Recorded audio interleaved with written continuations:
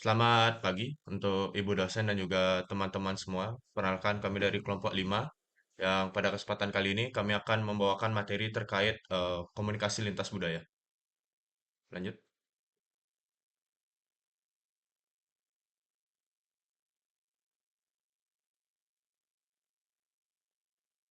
Sebelum itu kami akan memperkenalkan diri terlebih dahulu. Perkenalkan dengan saya sendiri Putu Nugraha Wirapratama dengan absen 5 dilanjutkan oleh rekan saya. Perkenalkan, nama saya Nilo Komang Trilandari dengan absen 12 dan rekan saya. Perkenalkan, nama saya Martinus Albertian Sarurupa, nomor absen 19, dan rekan saya. Perkenalkan, nama saya Hil Isra Rumungan dengan absen 26. Lanjut. Adapun pokok bahasan terkait komunikasi lintas budaya ini, yang pertama definisi dari komunikasi lintas budaya, yang kedua teori-teori dari komunikasi lintas budaya, kemudian yang ketiga tantangan dalam komunikasi lintas budaya yang dikaitkan dengan materi teori budaya Hofstede, dan yang keempat adalah strategi efektif untuk komunikasi lintas budaya.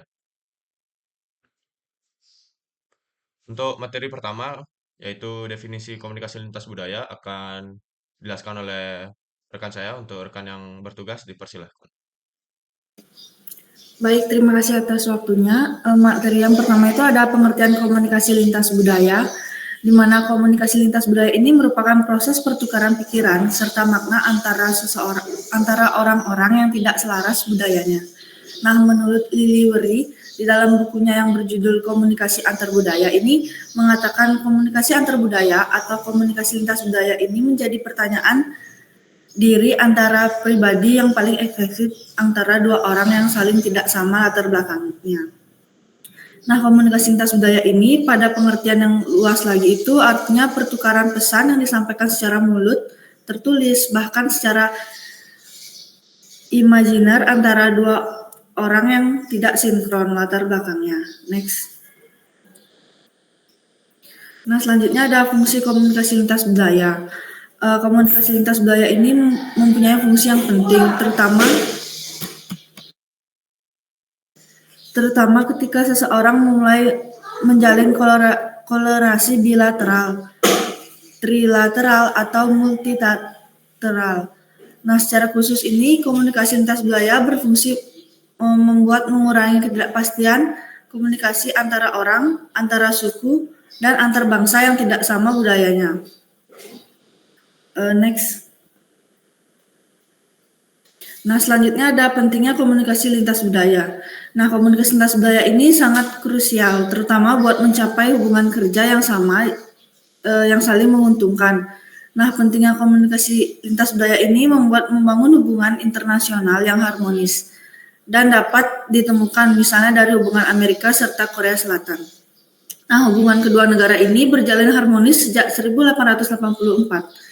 Nah, ketika pemerintah Amerika perkumpulan mengirim warganya yang menjadi konsumen pertama untuk produk properti sintesis di Korea Selatan, budaya ini tidak sama mempunyai sistem-sistem yang nilainya berbeda, dan karenanya itu juga ikut memilih tujuan hidup yang berbeda. Next. Nah, adapun karakteristik komunikasi lintas budaya, beberapa di antara lainnya itu yang pertama, ada 2 atau lebih kebudayaan yang terlibat dalam komunikasi. Yang kedua, ada jalan atau tujuan yang sama yang akhirnya menciptakan komunikasi itu. Yang ketiga, ada komunikasi lintas budaya ini menghasilkan keuntungan dan kerugian di antara 2 budaya atau lebih yang terlibat. Yang keempat, ada komunikasi lintas budaya ini dijalani lebih baik secara individu. Yang kelima, tidak semua komunikasi lintas budaya ini menghasilkan feedback yang dimaksud. Hal ini juga tergantung kepada penafsiran dan penerimaan dari sebuah kebudayaan yang terlibat. Next. Materi yang selanjutnya akan dilanjutkan oleh rekan saya. Terima kasih. Baik, saya izin melanjutkan. Untuk materi yang selanjutnya yang akan kita lihat adalah teori-teori komunikasi lintas budaya, yang mana kita akan mencari tahu lebih jauh tentang definisi dari komunikasi lintas budaya itu sendiri. Nah, seperti kita yang tahu itu, komunikasi lintas budaya itu secara umum itu dijelaskan sebagai istilah yang mana itu mempunyai makna di mana komunikasi yang kita jalani itu melampaui batas geografis, ras ataupun etnik. Selanjutnya, nah untuk beberapa definisi tersebut ada beberapa ahli yang kemudian mendefinisikan komunikasi lintas budaya itu sendiri. Yang pertama kita bisa lihat itu adalah dengan Purwasito 2003 itu mana dia menjelaskan bahwa komunikasi lintas budaya adalah lebih berfokus pada komunikasi antar bangsa dan tidak memunculkan budaya baru di mana bangsa-bangsa berkomunikasi dengan antar bangsa itu sendiri tanpa harus menghasilkan suatu bangsa baru untuk mempelajari atau berkomunikasi dalam suatu interaksi budaya tersebut. Dan kemudian ada setelah Ting Tumei itu yang pada tahun 1999 itu menjelaskan bahwa komunikasi lintas budaya itu merupakan proses pertukaran makna dari individu atau kelompok budaya yang bertujuan untuk bernegosiasi tentang pemaknaan bersama dalam interaksinya. Nah, ketika suatu dua budaya bertemu, mereka bertujuan untuk bahwa ketika dua budaya itu yang berbeda, mereka berusaha untuk mencari pemaknaan yang sama terhadap sesuatu, sehingga interaksi keduanya itu dapat berjalan lancar dan kemudian dapat menghasilkan komunikasi yang lebih baik terhadap dua kelompok dari dua budaya yang berbeda. Kemudian ada Alo Liliberry 2003 yang mendefinisikan bahwa proses komunikasi antar budaya sebagai interaksi antar pribadi yang dilakukan oleh beberapa orang yang memiliki latar belakang kebudayaan yang berbeda. Bahwa di sini jelaskan bahwa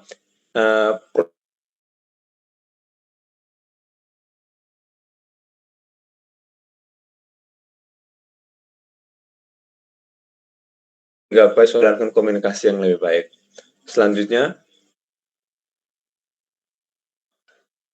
kemudian definisi dari budaya itu sendiri ini berbeda dari Porter dan McDaniel yang mana mereka mengambil definisi budaya itu lebih dalam khususnya untuk komunikasi lintas budaya yang mana pada Porter dan McDaniel 2009 itu sendiri mendefinisikan juga budaya sebagai hasil ciptaan manusia yang elemen-elemen objektif dan subjektifnya berasal dari masa lalu atau turun-temurun. Dan kemudian ada Porter dan McDaniel pada tahun 2009 juga mereka mendefinisikan bahwa juga budaya sebagai hasil ciptaan manusia yang elemen-elemen objektifnya dan subjektif berasal dari masa lalu dan turun-temurun. Kemudian juga ada Holiday dan Hyde itu yang Holiday, Hyde dan kemudian dan Kuhlman 2004 mereka mengambil sisi pemahaman budaya yang berbeda, di mana menurut mereka itu budaya dibagi menjadi budaya kecil dan budaya besar. Selanjutnya, kemudian ada Samovar dan kawan-kawan pada tahun 2009 yang mana mereka menyatakan komunikasi antar budaya sebagai interaksi antar individu yang memiliki pengetahuan budaya dan sistem simbol kebudayaan yang berbeda untuk mengubah kegiatan komunikasi.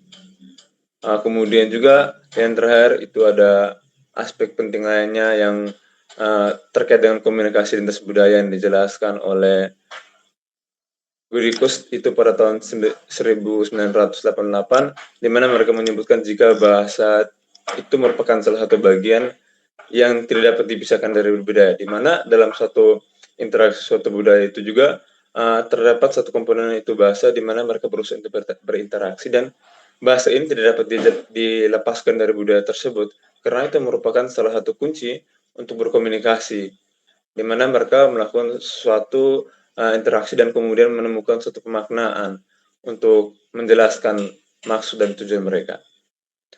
Selanjutnya, untuk materi selanjutnya akan dilanjutkan oleh rekan saya. Baik, terima kasih atas kesempatan yang telah diberikan. Pada kesempatan kali ini saya akan membawakan materi terkait tantangan dalam komunikasi lintas budaya.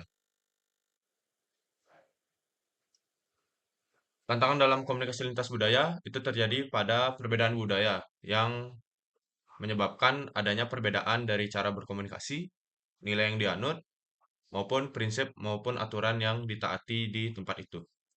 Yang dimana perbedaan budaya dan nilai yang berada pada antara wilayah, antara negara, itu dapat menyebabkan konflik maupun kesalahpahaman dikarenakan adanya perbedaan bahasa maupun gaya yang berkomunikasi.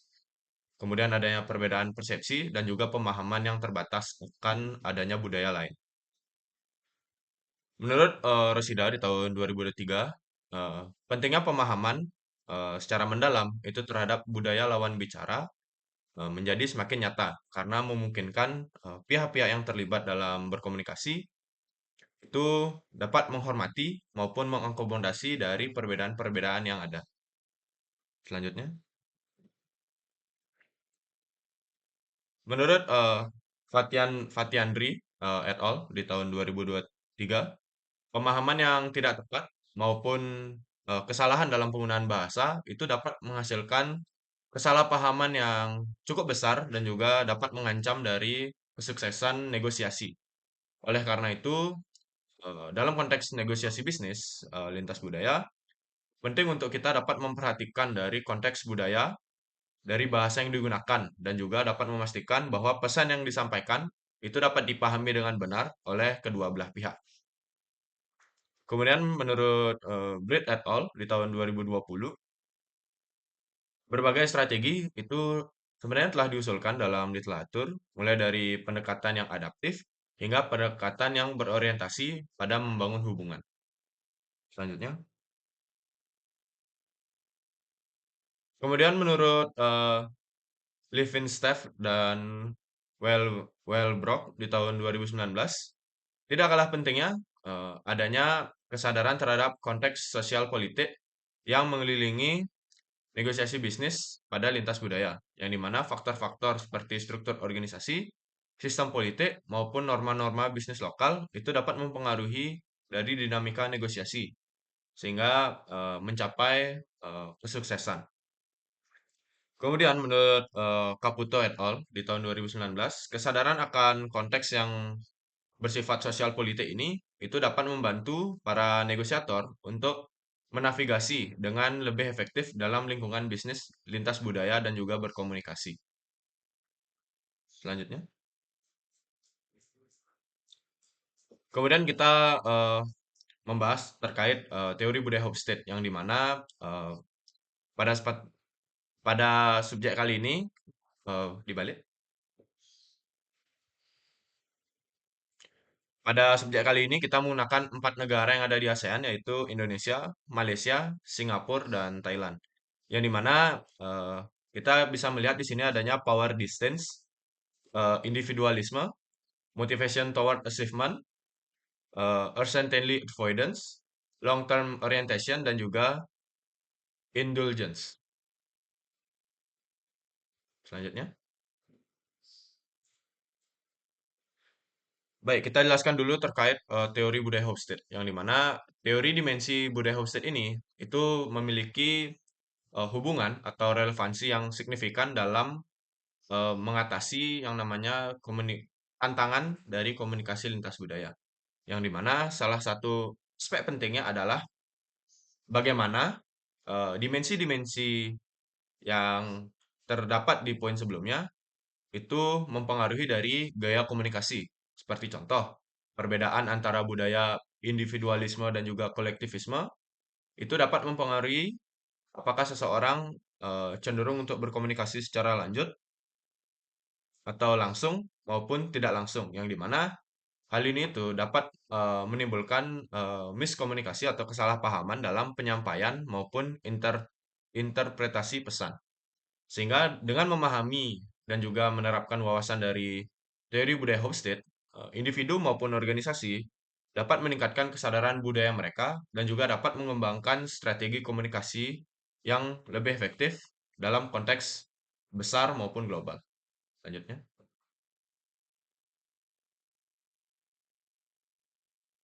Baik, sekian pemaparan materi dari saya, dilanjutkan oleh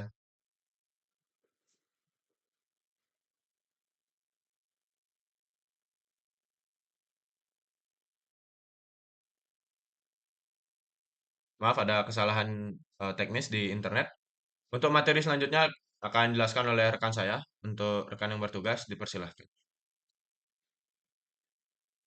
Baik, terima kasih.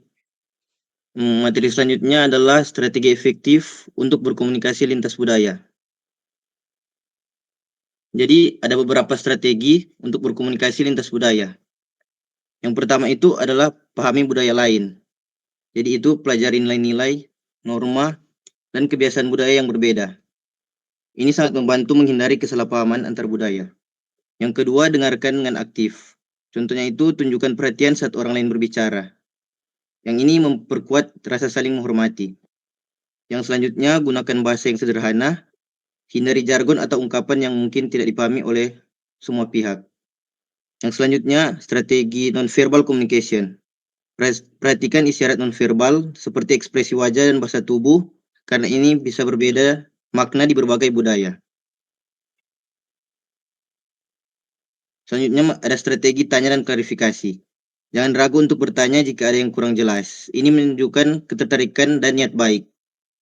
Yang selanjutnya ada strategi fleksibilitas dan kesabaran, yaitu siapkan diri untuk beradaptasi dengan perbedaan dan bersikap sabar dalam proses komunikasi.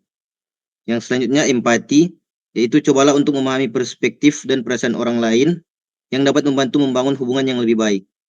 Yang terakhir, gunakan media yang tepat, yaitu pilih saluran komunikasi yang sesuai seperti tatap muka, telepon, atau email, tergantung pada konteks dan preferensi budaya. Jadi dengan menerapkan strategi ini, komunikasi lintas budaya dapat berlangsung lebih efektif dan harmonis.